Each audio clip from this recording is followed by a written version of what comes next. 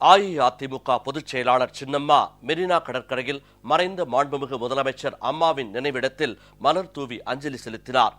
மறைந்த மாண்புமிகு முதலமைச்சர் அம்மாவின் நினைவிடத்தில் அஞ்சலி செலுத்துவதற்காக இன்று நேரில் சென்ற அஇஅதிமுக பொதுச் செயலாளர் சின்னம்மாவை ஏராளமான கழகத் தொண்டர்கள் மற்றும் பெண்கள் உணர்ச்சி பொங்க வரவேற்றனர்.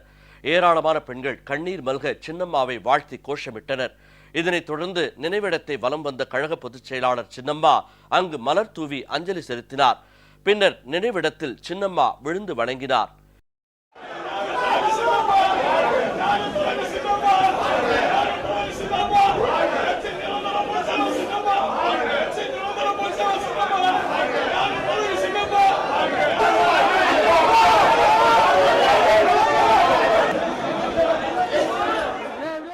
முன்னதாக போயஸ்தோட்ட இல்லத்திலிருந்து புறப்பட்ட கழக பொதுச் செயலாளர் சின்னம்மாவை ஏராளமான கழக நிர்வாகிகளும் தொண்டர்களும் சந்தித்தனர்.